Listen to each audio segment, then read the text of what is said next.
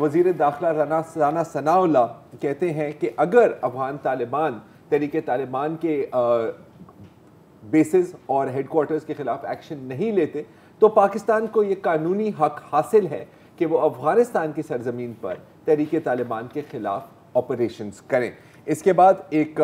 طالبان کی ایک آفیشل رد عمل بھی آتا ہے، ذبیح اللہ مجاہد بھی بولتے ہیں، اور ان آفیشلی احمد یاسر جو ایک طالبان آفیشل ہیں دوحہ میں، وہ یہ ٹویٹ کرتے ہیں۔ اگر ٹویٹ کو آپ ایک دفعہ سکرین پر لے آئیں، یہ آپ دیکھ لیں، لکھی ہوئی ہے پشتو میں کہ اگر آپ نے ہماری طرف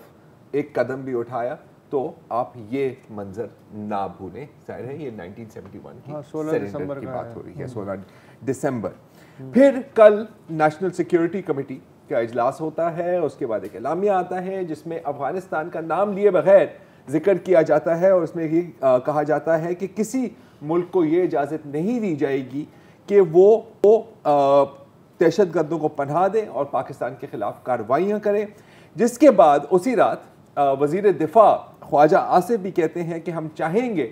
کہ افغان طالبان تحریک طالبان کے خلاف ایکشن لیں، لیکن ایسا کوئی ایکشن نہیں لیا گیا اب تک، اور افغانستان کی سرزمین پاکستان کے خلاف استعمال کی جا رہی ہے۔ جس کے بعد پھر ایک اور بیان آتا ہے ذبیح اللہ مجاہد کی جانب سے، جس میں وہ کہتے ہیں کہ جی اگر اس طرح کی باتوں سے چیزیں مزید خرابی کی طرف جائیں گی اور ہم سب کے ساتھ امن چاہتے ہیں، لیکن اس طرح کی بہت بیانات ہم نے دیکھے ہیں، بہت اس طرح کی سٹیٹمنٹس سنی ہے، آن گراؤنڈ کوئی ایکشن نہیں لیا جاتا، بلکہ افغان طالبان تو بالکل ڈینائی کر رہے ہیں کہ ٹی ٹی پی کوئی ان کی سرزمین سے پاکستان کے خلاف کوئی بھی کارروائیاں کر رہے ہیں۔ مسئلہ اب سوال یہ ہے کہ کیا کیا جائے۔